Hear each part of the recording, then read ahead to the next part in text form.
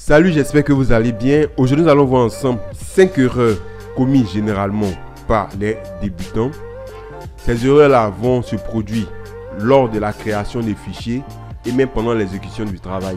Je vous invite à rester jusqu'à la fin de la vidéo parce que la 5e erreur est celle-là même qui montre que vous êtes un vrai débutant. Restez connectés. On va aller souvent sur la machine histoire de vous montrer un peu ces erreurs-là que vous commettez en live.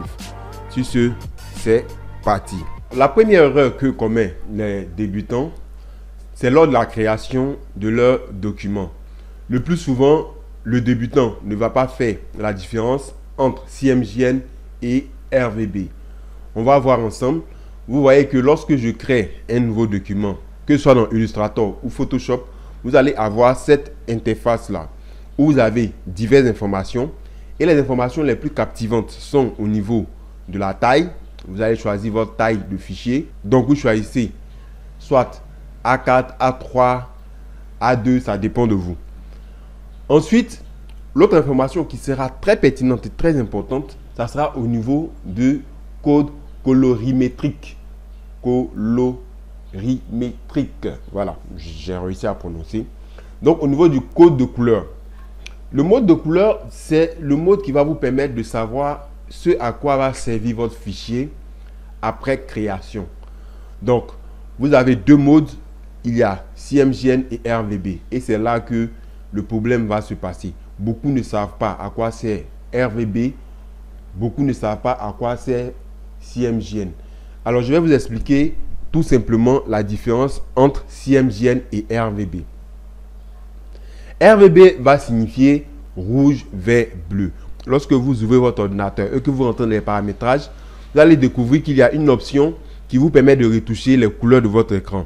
Et dans ces paramétrages-là, vous retrouvez trois options qui vous sont proposées qui sont RVB. RVB qui signifie rouge, vert et bleu. Ce qu'il faut comprendre, c'est que le mode colorimétrique RVB est destiné à tout ce qui est écran. CMJN par contre, qui est cyan, magenta, jaune et noir, est un mode qui va vous permettre de travailler sur vos imprimantes. C'est-à-dire le fichier que vous allez créer en CMJN sera utilisé pour les imprimantes, c'est-à-dire pour être imprimé. Si vous vous trompez à utiliser un CMJN pour un écran, vous allez voir que vous aurez des couleurs bizarres. C'est ce qui arrive souvent. Vous avez l'impression que votre élément est devenu verdâtre ou un peu trop bleu, ou les couleurs sont un peu bizarres. C'est parce que vous n'avez pas choisi le bon mode de couleur pour le bon support. Aussi, si vous utilisez RVB et que vous allez imprimer, vous allez voir à l'écran que les couleurs sont nettes, mais à l'impression, les couleurs seront pâles. Et souvent, le client va se plaindre. Donc, en ce qui concerne la première erreur, c'est le choix de la couleur. Donc, il faut choisir le bon mode colorimétrique, histoire de ne pas se tromper ou histoire de ne pas avoir des résultats qui ne vont pas vous plaire à la fin de votre travail. La deuxième erreur, c'est au niveau de l'effet de pixelisation. Bon, on va parler de la résolution. Les débutants ne savent pas quelle résolution choisir lorsqu'ils créent leur document. On va essayer de voir sur Photoshop qu'est-ce qui est proposé. Et je pense que sur Photoshop, vous allez mieux comprendre où se trouve le problème. Donc, je crée un nouveau fichier sur Photoshop. Vous voyez que ici, vous avez au niveau de la résolution une taille qui vous est proposée qui est pixels par pouce ou pixels par centimètre. Ce qu'il faut comprendre, c'est que pixels par pouce, c'est-à-dire que vous avez 300 pixels pour 1 pouce sur 1. Vous voyez, vous avez 300 pixels pour 1 pouce sur 1. Plus la résolution est élevée, plus l'élément que vous allez utiliser ou bien créer sera de meilleure qualité. Donc, si je prends un élément, j'imagine, de taille A4 et que je prends 100 pixels par pouce, ce qui va signifier que pour 1 pouce sur 1 pouce, j'aurai 100 pixels qui seront rangés sur 1 pouce sur 1 pouce. J'espère que je me fais comprendre. Donc, plus il y aura des pixels, si par exemple je prends 500 pixels, vous allez voir qu'il y aura plus de pixels au niveau de mon élément de 1 pouce. Du coup, l'élément sera de meilleure qualité. On peut l'agrandir sans avoir de soucis. Donc, ce qu'il faut comprendre dans la création de votre élément, plus votre élément est élevé, plus votre élément sera agrandi, plus il vous faut de pixels. Ce qui est recommandé, pour ce qui est de l'impression, vous prenez 300 pixels par pouce. Et pour ce qui est de l'écran, 72 pixels par pouce est largement suffisant. L'erreur numéro 3, c'est que les débutants, lorsqu'ils vont créer leur élément, on va saisir quelque chose. Je vais saisir test, comme ça. On imagine que ça, c'est votre visuel que vous avez créé. Le débutant ne va pas tenir compte de ce que moi j'appelle le fond perdu et la maille de sécurité. Le fond perdu, c'est, on imagine que vous avez une image et que vous voulez de façon intentionnelle que cette image-là soit coupée lors de l'impression. Bon, on imagine que vous avez fait une affiche et que vous voulez que ce soit la moitié du visage qui apparaisse sur l'affiche. Vous allez déborder votre élément de votre plan de travail, qui est le petit carré noir là, et le petit rectangle plutôt noir, et cette partie-là ne va pas faire partie de votre affiche. Cette partie ne va pas faire partie de votre affiche. Crime de malade. on passe. Ok. Donc, comme je disais, cet élément ne va pas faire partie de votre affiche. Il faut tenir compte du fond perdu. Maintenant, on imagine que peut-être vous voulez la photo de façon entière. Vous n'allez pas mettre votre élément complètement sur le côté, comme j'ai fait ici. Vous allez le mettre dans votre espace de travail. Ce qui se passe, c'est que les débutants, ils ne vont pas forcément s'en rendre compte. Ils vont souvent peut-être en voulant mettre leur élément dans leur espace de travail, ils vont le déplacer hors de leur espace de travail sans véritablement s'en rendre compte. Et à l'impression, après découpage, on va se rendre compte que l'élément a été mal placé.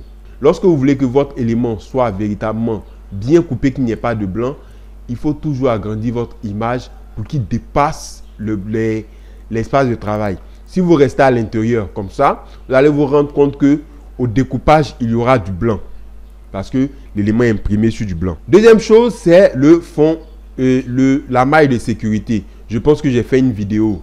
Vous allez la voir. Je la mets, je ne sais pas, ici ou ici. Vous allez la voir quelque part sur l'écran ici, qui vous explique comment créer vos mailles de sécurité et vos fonds perdus facilement sur Photoshop ou sur Illustrator.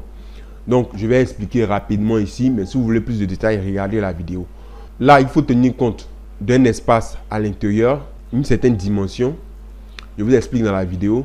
Ça va vous permettre d'éviter d'être coupé le test ou vos images lors du découpage de votre élément.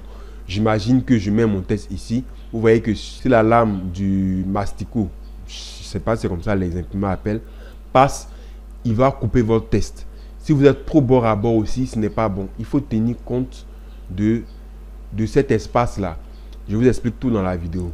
Ça, c'est pour la troisième erreur. En ce qui concerne la quatrième erreur, c'est un problème de nombre de tests lors de votre création de votre visuel. Vous voyez les débutants, lorsque vous voulez créer un visuel, vous allez vouloir utiliser plusieurs typos parce que pour vous, ça vous donne un certain genre, une certaine beauté. C'est une erreur grave. On va se retrouver avec une affiche, avec une typo Myriad Pro. On va prendre une autre typo, une typo, je prends une typo toute différente. Une typo, non, son nom est trop compliqué, on va pas aller là-dessus. Une typo Adonica Regular, ça c'est la deuxième typo. On va prendre une troisième typo. Voilà. On va prendre Alex Broche. Finalement, j'ai laissé mon Myriad.